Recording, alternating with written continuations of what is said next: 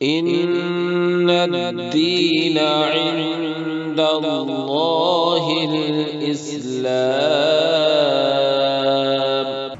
الحمد لله رب العالمين، والصلاة والسلام على سيد الأنبياء والمرسلين وعلى آله وأصحابه أجمعين.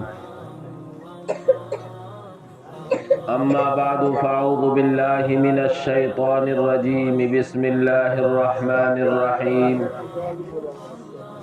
قال الله تبارك وتعالى: وَلَنَبْلُوَنَّكُمْ بِشَيْءٍ مِّنَ الْخَوْفِ وَالْجُوعِ وَنَقْصٍ مِّنَ الْأَمْوَالِ وَالْأَنفُسِ وَالثَّمَرَاتِ وَبَشِّرِ الصَّابِرِينَ الَّذِينَ إِذَا أَصَابَتْهُمْ مُصِيبَةٌ قَالُوا إِنَّا لِلَّهِ وَإِنَّا إِلَيْهِ راجعون. صدق اللہ العلی العظیم. محترم بزرگوں، بھائیوں، دنیا میں ہم اور آپ ایک امتحان کے لیے آئے ہیں. جب تک ہماری سانسیں جاری ہیں اس وقت تک ہم امتحان کی تیاری کر سکتے ہیں. جس دن ہماری سانسیں بند ہو گئیں پھر ہماری امتحان کی تیاری کا ٹائم بھی ختم ہو گیا. اس لیے ہر سمجھدار کی ذمہ داری ہے کہ وہ اپنے امتحان کی تیاری کرے، اور خصوصاً جب کہ اس کے سامنے سوالات بھی آؤٹ کر دیے گئے ہوں، سوالات بھی بتا دیے گئے ہوں کہ پرچے میں یہ سوال آئیں گے. اگر ان سوالات کے جانتے ہوئے بھی ان سوالات کی ہم نے تیاری نہیں کی تو ہم سے بڑا بیوقوف، ہم سے زیادہ نقصان اٹھانے والا اور ہم سے زیادہ گھاٹا اور خسارہ اٹھانے والا کوئی نہیں ہوگا. اسی لیے حدیث پاک میں اللہ کے نبی صلی اللہ علیہ وسلم نے فرمایا: الکیس من دان نفسہ وعمل لما بعد الموت. عقل مند وہ شخص ہے جو اپنے نفس کو، اپنی خواہشات کو کنٹرول کر لے اور ان کو نبی پاک صلی اللہ علیہ وسلم کے طریقے، اللہ کے حکم کے مطابق چلانے والا بن جائے. وَعَمِلَ لِمَا بَعْدَ الْمَوْتِ، اور اس زندگی کے بعد جو دوسری زندگی شروع ہونے والی ہے، جو کبھی ختم نہ ہونے والی ہے، اس زندگی کے لیے کچھ کر جائے. اور آگے فرمایا اللہ کے نبی صلی اللہ علیہ وسلم نے: وَالْعَاجِزُ مَنْ أَتْبَعَ نَفْسَهُ وَتَمَنَّى عَلَى اللَّهِ، اور سب سے بڑا بیوقوف، پٹ عقل وہ شخص ہے جو اپنی خواہشات کا غلام بن جائے. دل میں جو آیا شریعت کے مطابق جائز ہے یا ناجائز اس کو نہیں سوچا، منہ اٹھا کر چل دیا، اپنی خواہشات کا غلام بن کر رہ گیا، اپنی خواہشات ہی کو اپنا معبود بنا لیا. والعاجز من اتبع نفسہ، جو اپنے نفس کے تابع ہو جائے، اپنے نفس کا غلام بن جائے، وتمنى علی اللہ، اور اللہ سے امیدیں لگائے ہوئے ہے جنت کی نعمتوں کی، جنت کے سارے انعامات کی۔ اللہ کے نبی صلی اللہ علیہ وسلم نے فرمایا کہ یہ انتہائی بیوقوف ہے، انتہائی بیوقوف ہے۔ اس لیے میرے بھائیوں، ہم سب کو سمجھدار ہونے کا، عقل مند ہونے کا ثبوت دینا ہے۔ دنیا میں اللہ کی طرف سے کبھی خوشی کا ملنا، کبھی غمی کا ملنا، یہ بھی اللہ کی طرف سے ہماری آپ کی آزمائش ہے کہ اللہ چاہتا ہے کہ میں دیکھوں کہ میں نے اسے خوشی دی تو خوشی میں مجھے کتنا اس نے یاد کیا، کتنا میرے احکام کا پاس و لحاظ رکھا، اور کبھی غمی دے کر بھی ہمیں آزماتا ہے کہ میں دیکھتا ہوں کہ میرا بندہ میری قدرت پر، میری بنائی ہوئی تقدیر پر، میرے سارے نظام پر کتنا ایمان رکھتا ہے، کیسے اس کا ایمان مضبوط ہے۔ اور اللہ نے ان سب باتوں کی ہمیں، آپ کو اور پوری دنیا کو خبر دی ہے۔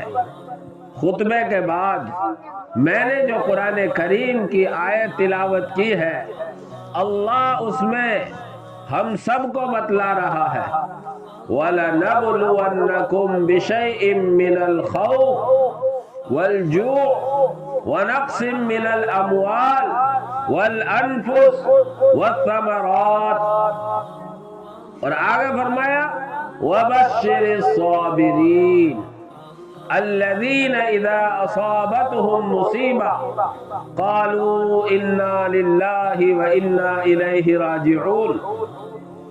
اللہ فرماتا ہے کہ ہم تمہیں آزمائیں گے، وَلَنَبْلُوَنَّكُمْ، ہم تمہیں آزمائیں گے، بِشَيْءٍ مِّنَ الْخَوْفِ، کبھی خوف، ڈر تمہارے اوپر مسلط کیا جائے گا، اور اس خوف اور ڈر کی حالت میں اللہ دیکھے گا کہ یہ بندہ مخلوق کی طرف سے آئے ہوئے ڈر سے متاثر ہوتا ہے یا اس کے سامنے میرا ڈر ہے، یہ کتنا بندوں کے ڈر سے ڈرتا ہے اور میرے خوف سے یہ کتنا ڈرتا ہے۔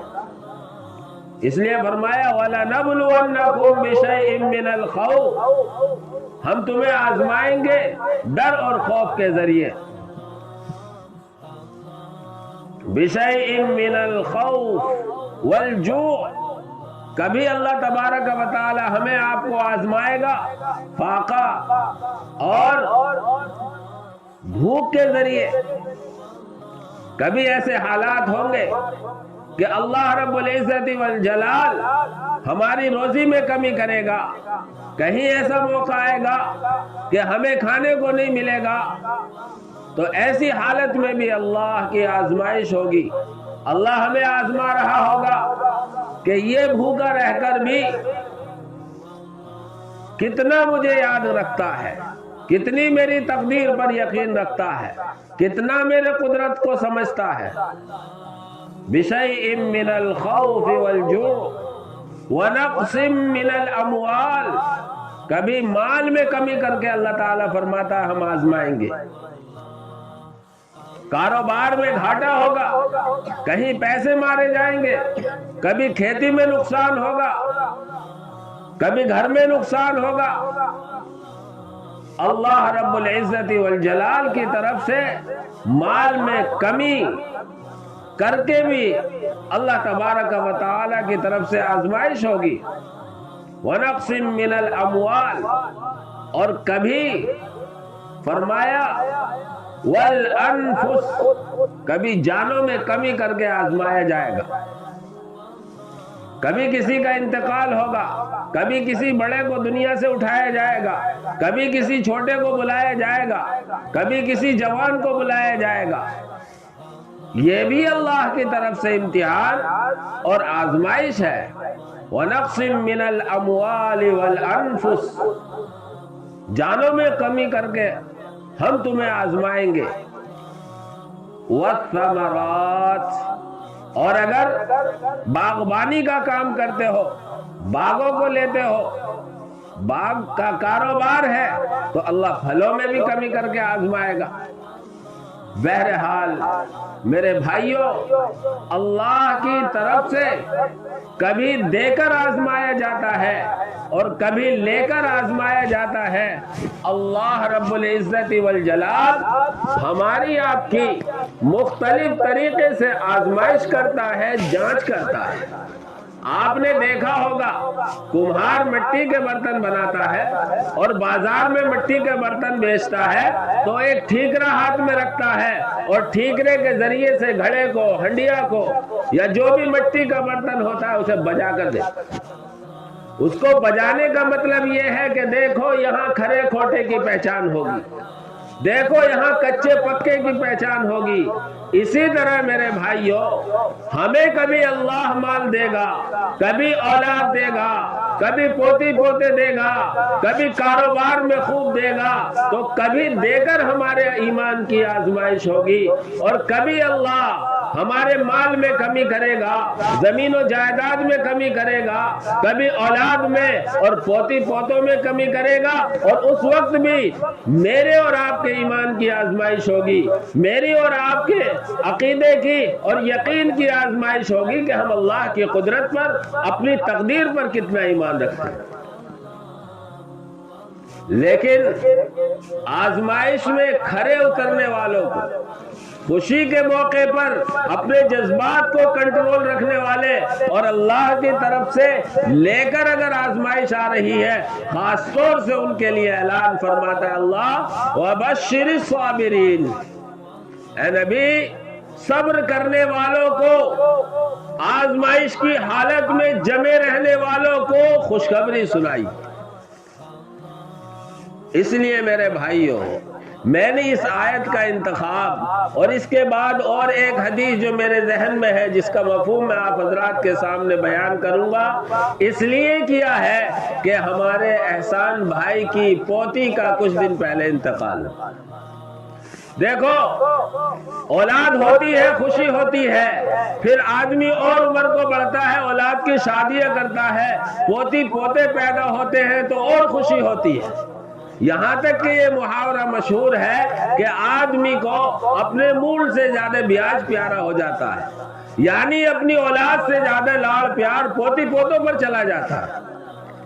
ये अल्लाह ने दिया और इसमें भी हमारी आजमाइश की कि हम अल्लाह के इन नेमतों का सही इस्तेमाल कर रहे हैं या नहीं कर रहे।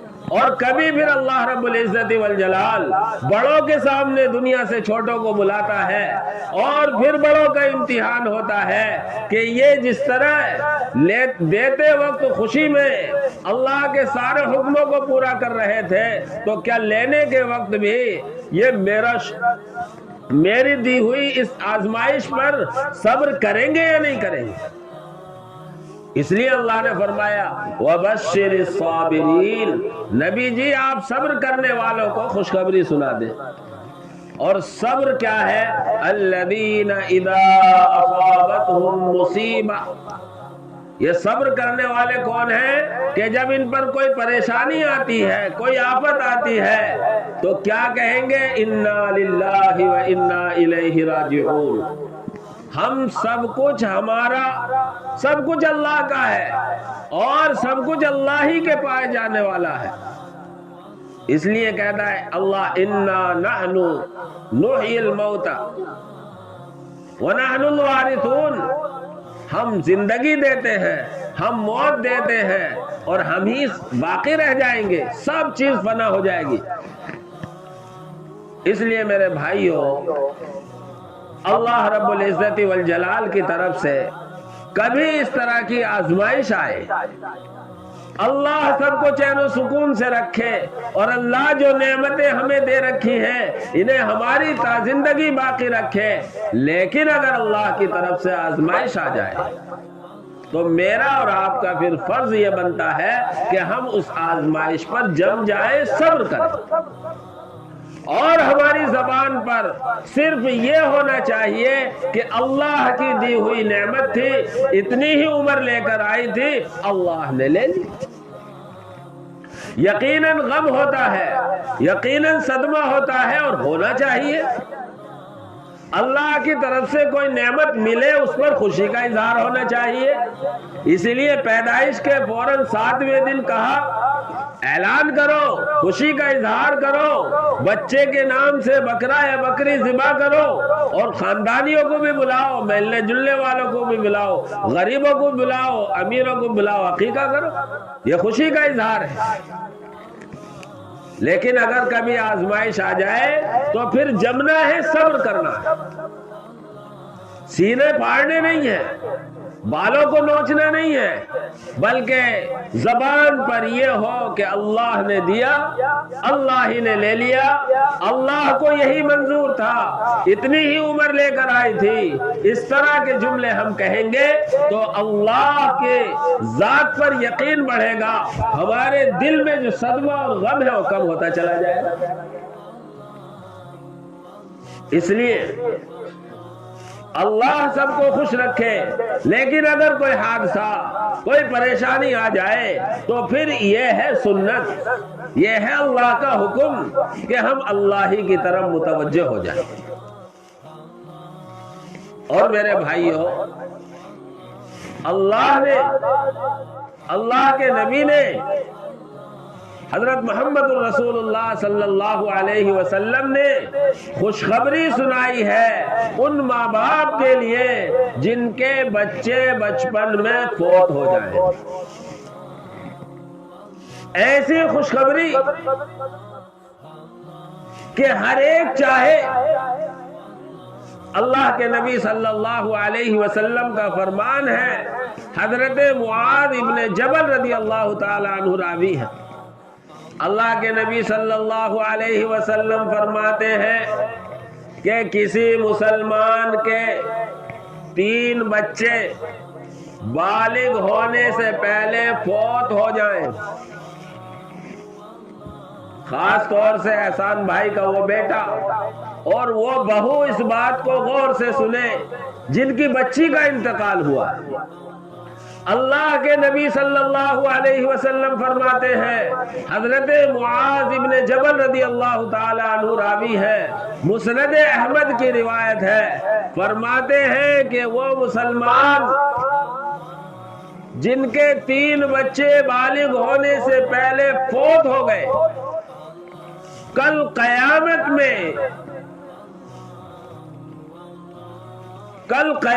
میں اللہ رب العزت کی طرف سے فرشتے جنت کے 8 دروازوں سے انہیں بلائیں گے۔ سبحان اللہ۔ یہ ان ماں باپ کو اللہ کے نبی نے تسلی دی ہے جن کے 3 بچے بچپن میں فوت ہو گئے ہوں۔ اللہ کے نبی فرماتے ہیں کہ جنت کے 8 دروازوں سے آواز آئے گی کہ ادھر سے آ جاؤ، ادھر سے آ جاؤ۔ صحابہ میں کچھ لوگوں نے عرض کیا، اللہ کے رسول،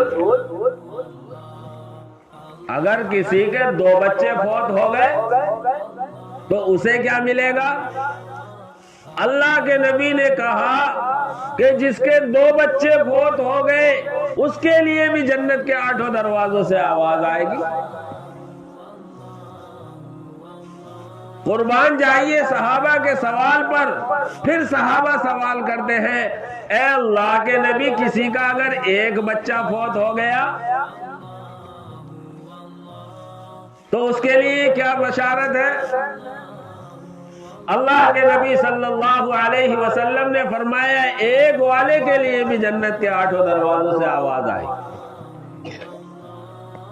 اور پھر آگے غور سے سنیے، اللہ کے نبی صلی اللہ علیہ وسلم قسم کھا کر ارشاد فرماتے ہیں، آپ یہ ذہن میں رکھیں، کوئی بات اللہ کے نبی قسم کھا کر فرما رہے ہیں، اس کا مطلب ہے اس کے یقینی ہونے کو بتایا جا رہا ہے۔ ایک تو اللہ کے نبی دنیا میں سب سے زیادہ سچ بولنے والے، جھوٹ کا کسی طرح کوئی شک اور شبہ نہ کیا جا سکتا ہے، اور اگر کوئی کرے گا اس کے ایمان کو خطرہ۔ پھر بھی قسم کھا رہے اللہ کی، فرماتے والذی نفسی بیدہ، قسم اس ذات کی جس کے قبضے قدرت میں میری جان ہے، ان السقط لیجر امہ بسررہ الی الجنہ۔ اللہ کے نبی قسم کھا کر کہتے ہیں کہ قسم اس ذات کی جس کے قبضے قدرت میں میری جان ہے، جو ناقص بچہ 2 مہینے کا حمل، 3 مہینے کا حمل، جان پڑنے سے پہلے کا حمل بھی اگر ضائع ہو گیا، وہ بچہ بھی اپنے نال کے ذریعے اپنی ماں کو اگر کسی غلطی کی بنیاد پر، کسی گناہ کی بنیاد پر جہنم میں چلی گئی تو جہنم سے اپنے نال کے ذریعے کھینچ کر جنت میں لے جائے۔ میری ماؤں بہنوں اور میرے بھائیوں، یہ بچپن میں جو بچے انتقال کر جائیں، حمل ضائع ہو جائے، اللہ کے نبی قسم کھا کر ارشاد فرما رہے ہیں کہ جو ناقص بچہ حمل ضائع ہو گیا، 2 مہینے 3 مہینے کا ضائع ہو گیا، وہ بچہ بھی اپنی ماں کو اپنے نال کے ذریعے سے جہنم سے نکال کر جنت میں کھینچ کر لے جائے گا۔ لیکن شرط آپ نے فرمائی اذا احتسبتہ، بشرطے کہ یہ ماں، یہ باپ، یہ اللہ کی ذات سے ثواب کی امید رکھتا ہو اور صبر کرتا ہو۔ ہر مصیبت، ہر حادثے پر صبر ضروری ہے۔ اللہ کے نبی صلی اللہ علیہ وسلم کے نواسے، آپ صلی اللہ علیہ وسلم کی بیٹی کے صاحبزادے بچپن ہے، بہت چھوٹے ہیں، ایسی بیماری میں مبتلا ہوئے کہ ان کی روح نکلنے لگی۔ اللہ کے نبی صلی اللہ علیہ وسلم پر خبر بھیجی۔ اللہ کے نبی صلی اللہ علیہ وسلم نے یہ کہہ دیا کہ ان سے کہو صبر کریں۔ پھر دوبارہ اللہ کا واسطہ دے کر اللہ کے نبی کو بلایا۔ اللہ کے نبی اٹھے چلے آئے اور آپ کے ساتھ صحابہ ہیں۔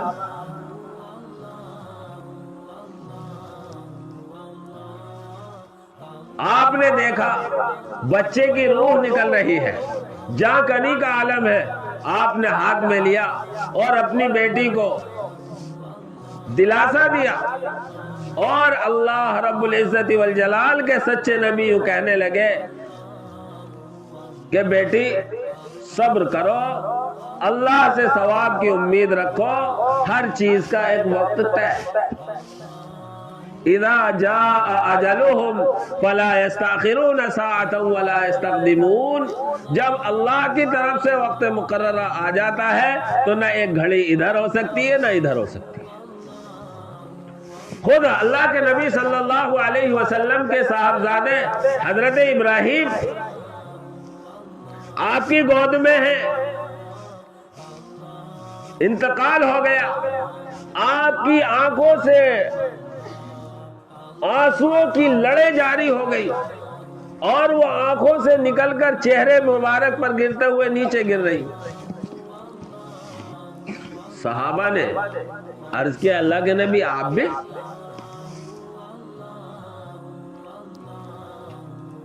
اللہ کے نبی نے فرمایا جی، یہ تو وہ شفقت ہے جو دل سے ظاہر ہو رہی ہے۔ اور آپ نے کہا یا ابراہیم انا بفراقک لمحزونون، ابراہیم تمہاری جدائی سے ہمیں بڑا غم ہے، لیکن ہم وہی کہتے ہیں جس پر ہمارا رب راضی ہے۔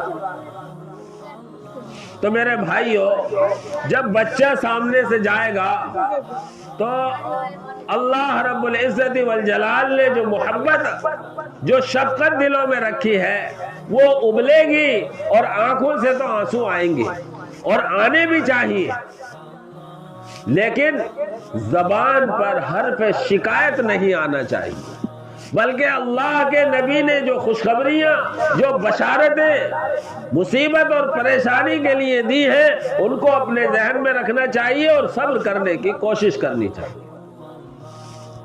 اور صبر بھی یہ ہے کہ جب پہلے ہی مصیبت آئے اسی وقت سے صبر کر، یہ نہیں ہے کہ سال 2 سال تو خوب واویلا مچایا اور پھر کہہ رہا جب صبر آ گیا کہ میں نے صبر کر، نہیں، حادثہ ہوتے ہی زبان پر حرف شکایت نہ آئے، زبان سے تو یہی نکلے کہ جو اللہ کو مرضی تھی وہ ہو، اور ہم اللہ کے فیصلے پر راضی۔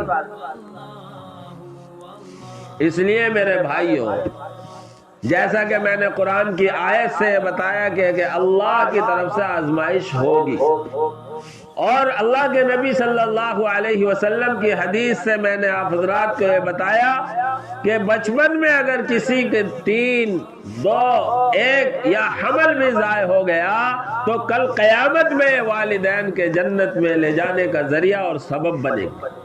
اس لیے سب سے پہلی بات کی تو میں اصلاح کرنا چاہتا ہوں کہ ہمارے جو نابالغ اولاد مرتی ہے وہ گناہگار نہیں ہوتی کہ ہم ہر دوسرے تیسرے دن ان کے لیے ایصال ثواب کے لیے مجلس لگائیں۔ اچھی بات ہے ہم قرآن پڑھیں، سب کچھ کریں، لیکن میرے بھائیوں، شریعت نے جو پیغام دیا ہے وہ یہ ہے کہ یہ ہمارے لیے کل قیامت میں سفارشی ہوں گے اور ہمارے لیے جنت میں جانے کا ذریعہ اور سبب بنیں گے، انہیں ثواب کی ضرورت نہیں۔ ثواب اور دعائے مغفرت کی ضرورت تو وہاں ہوگی جہاں جانے والا گناہگار ہو یا بالغ ہونے کے بعد اللہ کے احکام اس پر لاگو ہو جاتے ہیں، ان احکام میں اس نے کوتاہی کی۔ اس لیے جنازے کی دعا میں جو نابالغ بچے اور بچی کی دعا ہے آپ اس پر غور کر لیں، ہے نا؟ چھوٹے بچے اور بچی کی دعا الگ، کیا ہے کسی کے یاد ہے؟ بولو۔ اس میں یہی کہا گیا ہے دعا میں کہ اللہ اس بچے کو ہمارے لیے ذخیرہ آخرت بنا دے، ہمارے لیے ذخیرہ آخرت بنا دے۔ اس لیے ہمیں ایصال ثواب کی جو ضرورت ہوتی ہے، دعائے مغفرت کی تو ضرورت ہوتی ہے، وہ بالغ مرد عورت کے لیے ہے۔ جب تک بچے بالغ نہیں گناہوں سے صاف، یہ تو ہمارے آپ کے لیے سفارشی بنیں گے۔ اس لیے میرے بھائیوں، اللہ سے عافیت مانگنی چاہیے، لیکن اگر بچپن میں 1-2 بچے یا اللہ کی طرف سے اور زائد بچے فوت ہو گئے تو صبر رکھے، کل قیامت میں ہمارے آپ کے جنت میں جانے کا سبب بنے۔ اللہ رب العزت والجلال نے، اللہ کے نبی صلی اللہ علیہ وسلم نے اس بات کی صراحت کی ہے، جیسے کہ میں نے قرآن اور حدیث کے ذریعے آپ حضرات کے سامنے ذکر کیا۔ اس لیے ہمیشہ دعا یہ کرنی ہے اگر ہمارے چھوٹے بچے فوت ہوئے ہیں کہ اللہ ان سب کو ہمارے لیے ذخیرہ آخرت بنا۔ اللہ تو نے دنیا میں تو یہ غم اور صدمہ دیا ہے، اس پر صبر دے دے اور ان کو ہمارے لیے ذریعہ آخرت بنا لے، جنت میں جانے کا ہمارے لیے ان کو سبب بنا لے، ان کے ذریعے سے ہمارا جنت میں جانے کا راستہ آسان کر دے۔ لیکن میرے بھائیوں، میری بہنوں، اسی پر بھروسہ کر کے نہ بیٹھ جائیں کہ اب تو ہمارے 2-3 بچے بچپن میں فوت ہو گئے، جنت کی تو گارنٹی ہمیں مل گئی، اب تو ہمیں نہ نماز کی ضرورت، نہ روزے کی ضرورت، نہ کوئی اور اچھے کام کرنے کی ضرورت، خوب مستی کرو، بے لگام ہو جاؤ۔ یاد رکھیں ایسا نہیں ہے، ایسا نہیں ہے۔ دیکھو پاس ہونے کے بعد کسی کے نمبروں میں اضافہ تو ہو سکتا ہے، لیکن جس کا سارا نامہ اعمال سیاہ پڑا ہو، جس کا رزلٹ بالکل فیل کا ہو، ایک دو نمبر تو بڑھا سکتی ہے اسکول کی انتظامیہ کسی کا سال بچانے کے لیے، لیکن ہر کتاب میں فیل تو کہاں تک بڑھائیں گے؟ اس لیے یہ بات یاد رکھیں کہ اصل اپنا عمل ہے، جو یہ اس طرح کے اعمال ہوتے ہیں یہ سہارا اور دھکا دینے کے لیے۔ ہاں، جو ایمان کے ساتھ دنیا سے رخصت ہوگا اپنے برے اعمال کی سزا پا کر یا اللہ کے فضل سے جنت میں ضرور جائے گا۔